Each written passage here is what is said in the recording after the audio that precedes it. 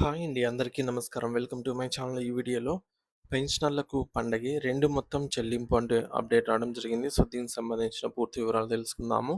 ఆంధ్రప్రదేశ్ రాష్ట్రంలోని లక్షలాది మంది విశ్రాంత ఉద్యోగులకు మరియు వారి కుటుంబ సభ్యులకు రాష్ట్ర ప్రభుత్వం ఒక అద్భుతమైన మరియు చారిత్రాత్మకమైన శుభవార్తనైతే అందించింది. గత కొన్ని సంవత్సరాలుగా ఆసుపత్రులలో సరైన వైద్యం అందక, హెల్త్ కార్డులు ఉన్నప్పటికీ అవి సరిగా పనిచేయక అనేక ఇబ్బందులు పడ్డ మన వృద్ధులకు ఇది నిజంగానే ప్రాణవాయువు వంటి వార్త అని చెప్పవచ్చు. పెన్షనర్లు తమ వృద్ధాప్యంలో ఆరోగ్య సమస్యలతో సతమతమవుతున్నప్పుడు ఆర్థికంగా ఇబ్బంది పడకూడదనే ఉద్దేశంతో ప్రభుత్వం ఈ కీలక నిర్ణయాన్ని అయితే తీసుకుంది. దీనివల్ల రాష్ట్ర వ్యాప్తంగా ఉన్న సుమారు 4,00,000 మందికి పైగా పెన్షనర్ల జీవితాలలో కొత్త వెలుగులు నిండబోతూ ఉన్నాయి. ఇక పెన్షనర్లు వైద్యం కోసం తమ జేబులలో నుంచి రూపాయి ఖర్చు చేయవలసిన అవసరం లేదు.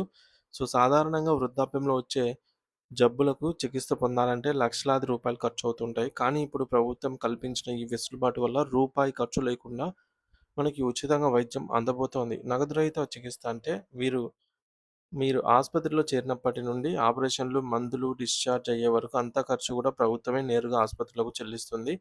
ఎన్నో సంవత్సరాల నుంచి ఎంతో ఉత్కంఠతగా, ఆశగా వెయిట్ చేస్తున్న పెన్షనర్స్ అందరికీ కూడా ఇది ఒక పెద్ద ఊరటనిచ్చే వార్త అని చెప్పవచ్చు.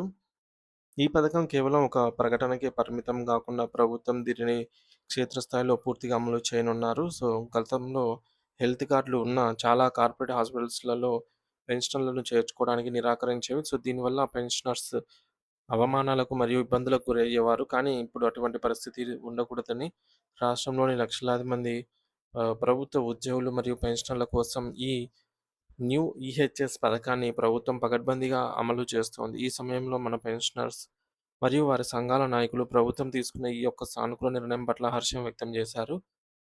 మరియు కృతజ్ఞతలు తెలియజేస్తూ ఉన్నారు. సో, పెన్షనర్స్‌కు రాష్ట్ర ప్రభుత్వం గుడ్ న్యూస్ చెప్పడంతో పాటు ఈ యొక్క పథకానికి సంబంధించి అధికారిక విధి విధానాలను కూడా ఖరారు చేసింది. గత కొంతకాలంగా ఎంతో ఉత్కంఠభరితంగా ఎదురు చూస్తూ ఉన్నటువంటి ఈ యొక్క ఆరోగ్య రక్షణ పథకం ఇప్పుడు అధికారికంగా అమల్లోకి వచ్చేసింది. ముఖ్యంగా రిటైర్డ్ ఉద్యోగులు మాత్రమే కాకుండా వారిపై ఆధారపడిన కుటుంబ సభ్యులకు కూడా ఆసుపత్రులలో నగదురహిత వైద్య సేవలు ప్రారంభమయ్యాయి. అంటే పెన్షనర్‌తో పాటు వారి భార్య లేదా భర్తకు కూడా ఇదే రకమైన ఉచిత వైద్య సేవలు అందుతాయి. ఒక ఇది ఒక చిన్న కుటుంబం మొత్తంపై ఉండే ఆర్థిక భారాన్ని గణనీయంగా తగ్గిస్తుందని చెప్పవచ్చు.